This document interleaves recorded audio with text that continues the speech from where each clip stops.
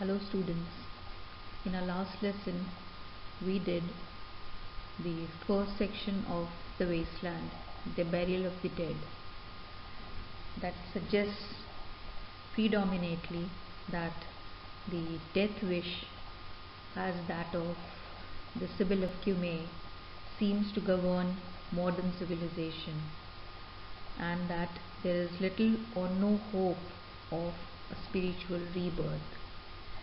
Because here in this modern wasteland, Eliot refers to two kinds of life and two kinds of death.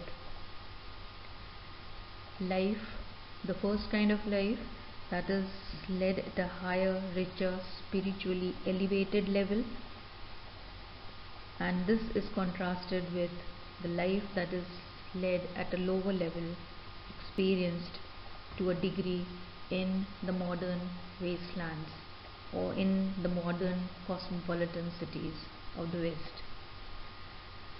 Then again, there are two kinds of death. The first one is the living death that the modern wastelanders are living in,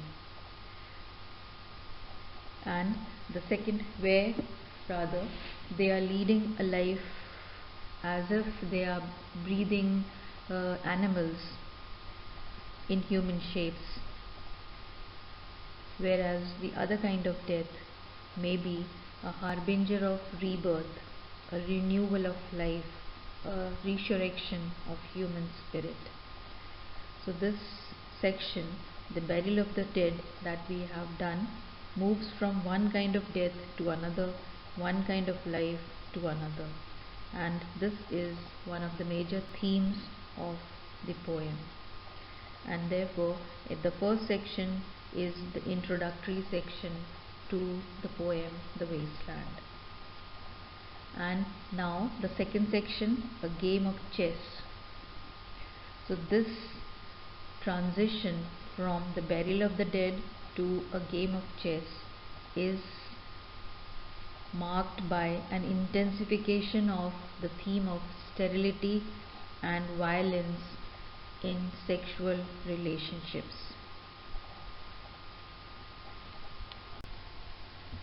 As we move from the first section, the burial of the dead, to the second section, a game of chess, there is a marked intensification in the theme of sterility and violence in sexual relationships. A game of chess, the title has been taken from Middleton Murray's play Women Beware Women, and it unfolds the theme of a woman's seduction. Bianca is seduced by the Duke while her mother-in-law is being engrossed in a game of chess by an accomplice of the Duke. And the game of chess and the seduction, these two games, they are progressing simultaneously, and the moves of the players on the chessboard are considered as counterpoints of another game, the human drama of seducing the lady in the same house and at the same time. So the emotional blockage that we saw of the Hyacinth girl in the first section is the first sign of disruption of man-woman relationship without love that we see in the modern wasteland. In section 2, husbands play with the affections, or husbands or lovers, they play with the affections of their wives, or their beloveds, whose condition is in no way better than Bianca, who was seduced by the Duke. This is an extremity of perversion of conjugal relations which cause neurosis and hysteria. In order to cover a wide range of society, Eliot has picked up two suffering women, one from the rich aristocratic class and the other from the poor lower middle class. Richness or poverty does not affect their fate. So he wants to emphasize upon the fact that whether the women are rich or they are poor, it hardly matters. Their tragedy issues from the misdirection of value orientation. So value system has been topsy-turvied in the modern wasteland. The she in the first part of this section is Belladonna, the lady of the rocks, the lady of situations, whom we came across in the first section, who represents the agony of all the women in the poem who have been betrayed by their lovers. So she is the lady of situations from the tarot pack of cards. It is the ennui born of her husband's cold and indifferent attitude towards her that has poisoned her life. As her name suggests, she does not destroy anybody. It is she who is wasting herself bit by bit while waiting for a few moments of love, and it is true that because of her sad, tragic life, she has been reduced to a lady of situations, to a creature lost in aimless routine affairs, and every now and then she is devising new ways in order to seduce or attract her lover or her husband. The chair she sat in, like a burnished throne, glowed on the marble where the glass held up by standards wrought with fruited wines, from which a golden cupidon peeped out. Another hid his eyes behind his wing, doubled the flames of 7-branched candelabra, reflecting light upon the table as the glitter of her jewels rose to meet it, from satin cases poured in rich profusion, in vials of ivory and colored glass. Unstoppered lurked her strange synthetic perfumes, unguent, powdered or liquid, troubled, confused, and drowned the scene in odors, stirred by the air that freshened from the window. These ascended in fattening the prolonged candle flames, flung their smoke into the liqueria, stirring the pattern on the coppered ceiling. So the whole setting of her rich aristocratic drawing room tells a story. The opening lines here, they contrast the lady with Cleopatra. So this section, when it opens with a grand description of a lady's luxurious mode of living, and her chair reminds us of Cleopatra's burnished throne as has been described by Shakespeare in his play Antony and Cleopatra, and also it reminds us of the royal apartment of Dido. So these opening lines, they contrast the lady with Cleopatra, the deity of love, who sacrificed the Egyptian empire for the love of Antony, who threw away the Roman empire for the beauty queen. But can Belladonna's lover throw even a penny for her? Age could not wither Cleopatra, nor custom stale her infinite variety. So Antony was constantly attracted towards her, while the modern Belladonna, she suffers from nervous tension and she is bored with the mechanical rounds of routine affairs. Her only inmates are the art objects decorating her room, in which the beauty of nature has been captured in lifeless stills. The glass that is holding up the standards is wrought with fruited wines. The perfumes in the uncorked vials of ivory and colored glass, they are synthetic, which trouble, confuse, and drown the senses. These lines, there is a further elaboration on the interior decor of the lonely chamber of the aristocratic lady. Huge sea wood fed with copper, burnt green and orange, framed by the colored stone, in which sad light a carved dolphin swam. So there is a casual gust of wind entering into her room through the window, and it freshens it for a short while. A carved dolphin swims in the sad light of the fireplace. The scenes that are displayed in her room, they pertain to such mythical tales as they seem to comment upon, her own tragic plight. The scene on the panel ceiling images the banquet given by Dido in honor of Aeneas, her lover, who ultimately betrayed her. Another scene that is painted above the mantel gives the story of the rape of Philomel, whose inviolable voice still fills the wasteland, to whose inhabitants it is only the jug of a bird's song. They might be feeling a bit amused by the vulgarity of its reference to sexual intercourse. So above the antique mantel was displayed, as though a window gave upon the sylvan scene, the change of Philomel by the barbarous king, so rudely forced, yet there the nightingale filled all the desert with inviolable voice, and still she cried, and still the world pursues jug to dirty ears. So there is a reference to the story of Philomela.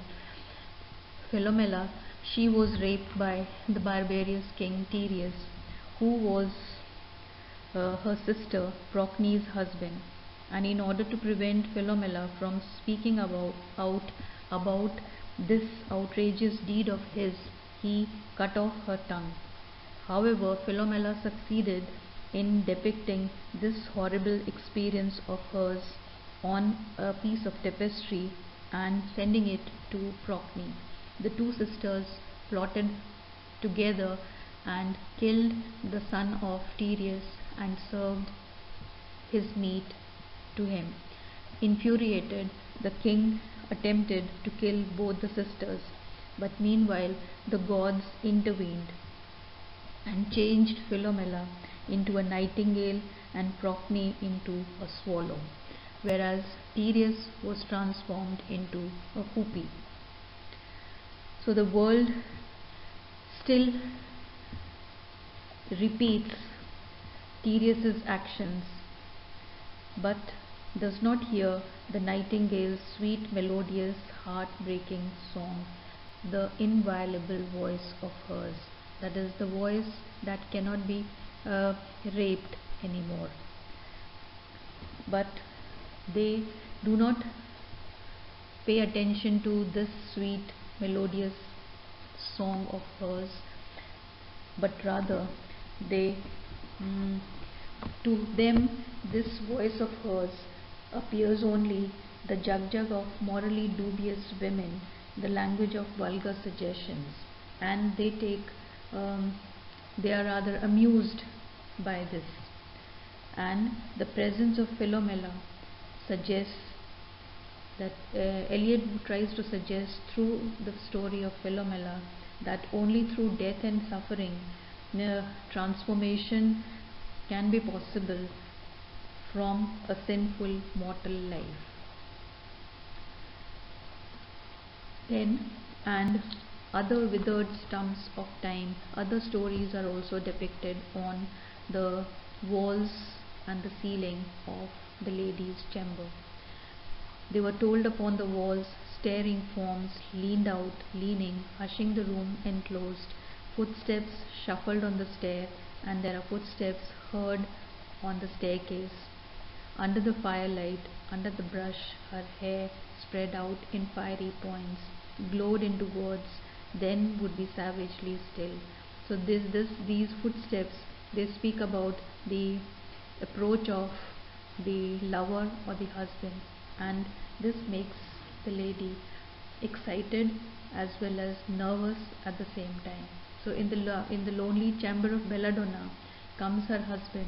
She tells, and she tries to feign debility or nervousness or ill health in order that she can make him stay with her for a longer period of time. And she is feeling nervous debility. She requests him to stay with her. Perhaps she fears he will go elsewhere. He does not speak to her. His silence is very killing to her. She wants to know what has been occupying his mind, what is going on in his mind. She wants to make out, but she is unable to make out, and she is anxious about this. My nerves are bad tonight. Yes, bad. Stay with me. Speak to me. Why do you never speak? Speak. What are you thinking of? What thinking? What? I never know what you are thinking. Think. So she is desperate enough to know what exactly is going on in the mind of the lover, because he is constantly silent and she is unable to make out the working of his mind. And she desperately asks in a bewildered tone, "Speak to me, why do you never speak? What are you thinking of? What thinking? What? I never know what you are thinking. Think." So he doesn't speak, but Tiresias somehow peeps into his mind, which is equally a scene of torture. And he seems to be, this is what is going on in the mind of the husband. "I think we are in Rats LA, where the dead men lost their bones." So these are the words that Belladonna's husband would have uttered. What a fine image to explain the death in life that they are forced to lead. Because they are in a rat's alley, as if they are moving in a street which is closed at one end. Because most of the human beings in the modern wasteland, they are bound in a routine life. So their life is as if it is a living death. So whether people are rich or poor, high or low, modern men and women, they live in an utterly mechanical and meaningless life, and even death is sterile. What is this noise? And Belladonna again cries, "You know nothing, do you see nothing, do you remember nothing? What is that noise? The wind under the door. What is that noise? What is the wind doing? Nothing again, nothing. Do you know nothing? Do you see nothing? Do you remember nothing?" So he is maimed and his senses are defunct. He cannot see or remember anything. He is like the hyacinth girl in the first section, neither living nor dead. His mind is quite blank. And he says, "Are you alive or not?" She asks him. "Is there nothing in your head?" So I remember those are pearls that were his eyes. The lady says. So there is a contrast between the death in a rat's alley and the assumed death in the Tempest, which indicates what it is to suffer a meaningless existence in the modern world of spiritual sterility, and to suffer a sea change into something rich and strange, where in Shakespeare's Tempest, Prince Ferdinand is remembering his father Alonso, who has been drowned, and it is said about him that his eyes have been transformed into something precious, pearls. But in the modern wasteland, such a transformation is not possible, and that's why she says, or she asks, "Are you alive or not? Is there nothing in your head?" Though the modern wastelanders, they are alive, they are living, but they are as good as dead. Those are pearls that were his eyes. This line from Shakespeare's Tempest has no meaning whatsoever for the modern wastelanders, because there is no transformation in their case. And for them, it appears as if it is a Shakespearean American ragtime hit of 1912 that was a popular song in the United States. And they say, "Oh, oh, oh, that Shakespearean rag, it's so elegant, so intelligent." And the lady, she asks herself if there is any purpose of her life. Is there any meaningfulness in her life? What should she do to justify her existence? In a moment of despair, she fears she will suffer from hysteria, because her life is meaningless and she doesn't find any purpose in her life, and she is hysterical about the fact. And in order that she can make sure that she is alive, she wants to rush out into the street as she is in a disabled state. What shall I do now? What shall I do? I shall rush out as I am and walk the street with my hair down so. What shall we do tomorrow?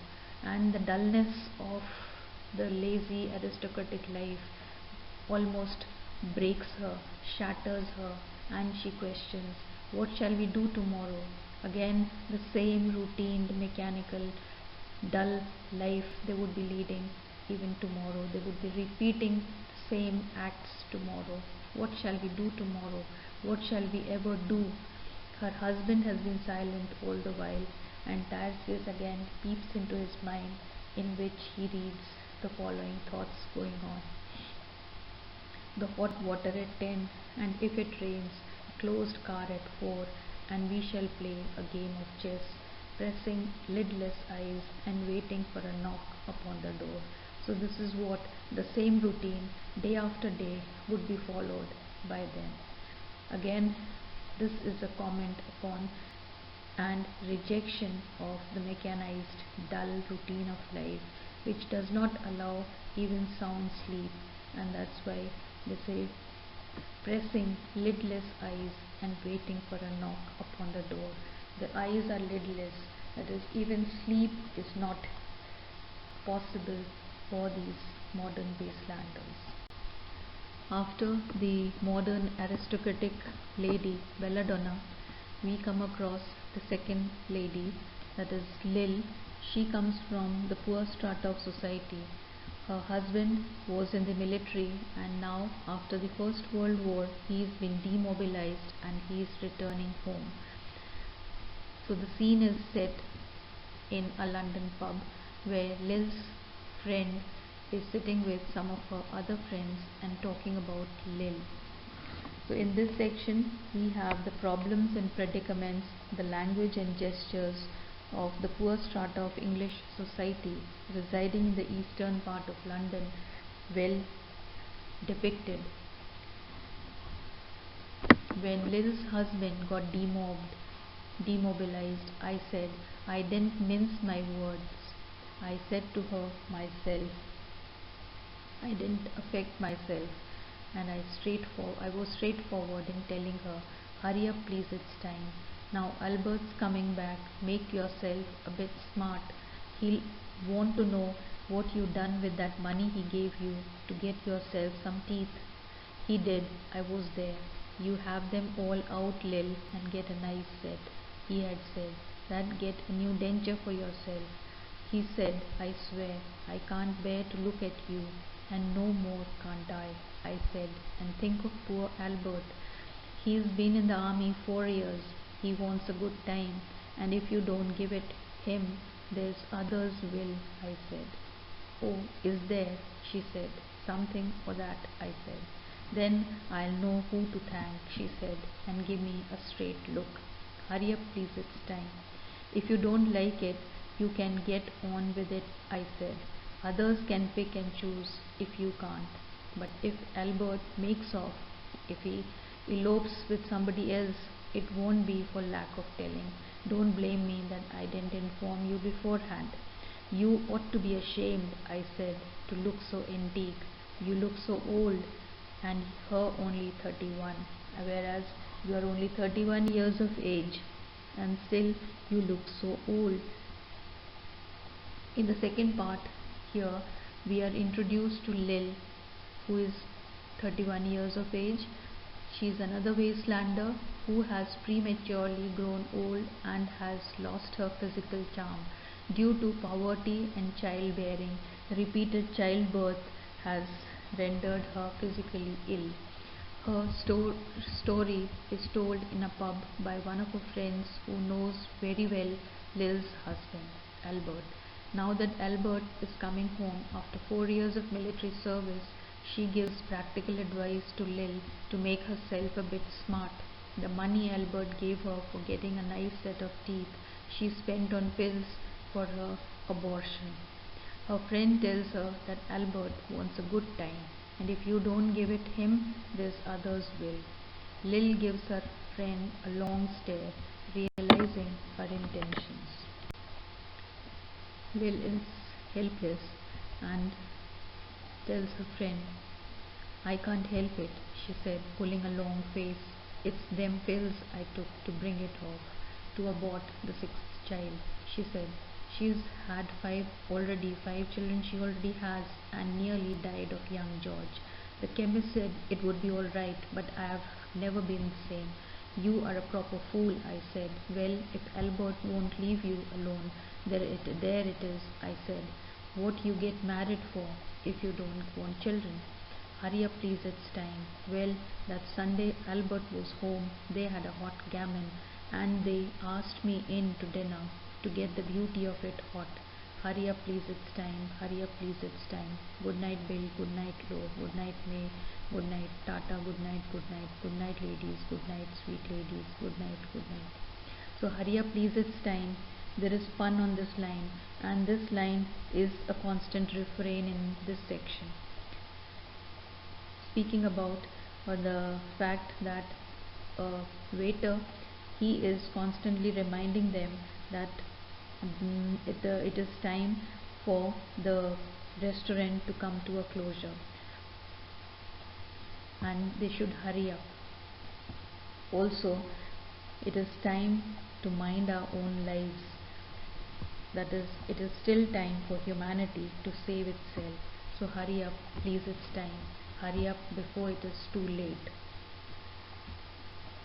So Lil, she asks this question: who is actually responsible for her bearing of 5 children? Is it she herself? If not, why should she be looked down upon by her own husband, who has ruined her youth and beauty for his pleasure? Lil's friend, the interlocutor of this part, is perhaps herself one who would give Albert a good time. She feels flattered to tell her friends in the pub that she dined with the Alberts at theirs one Sunday. Well, that Sunday Albert was home. They had a hot gammon, and they asked me in to dinner to get the beauty of it hot. Lil's is a tragedy of perverse sex relation without love. And Albert here embodies the distorted version of fertility, the modern vulgarized eruption of ancient fertility cults, whereas Lil, in spite of her 5 children, or because of them, she is a seeker after sterility, an inversion of ancient fertility rites and processes. And this section, good night Bill, good night Lo, good night May, good night, this is from Shakespeare's Hamlet. So this speaks about the lot of the poor woman today in the modern wasteland, and it is similar to that of Ophelia, and the state of theirs is one of unfulfilled love. So Ophelia in Hamlet, she is divided from herself and a fair judgment. She commits suicide by drowning. And the lower class woman's farewell, in contrast, is Tata. Its vulgarity is highlighted by its association with Ophelia's sleeplessness and death by water. And this adds to the sadness and pathos into the story of Lil. The tragedy of these two women, Lil and the aristocratic lady, emerges from a misdirection of value orientation. To quote Frederick J. Hoffman, because religious incentive is lacking in the modern wasteland, belief fails of a divine purpose. Love has no real opportunity for issuing either in a meaningful sexual relationship or in life itself. The full terror of this situation is presented in terms of a dramatic analogy of faith and love, given a concrete social human meaning. So with this we come to the end of the second section, a game of chess. So thank you so much.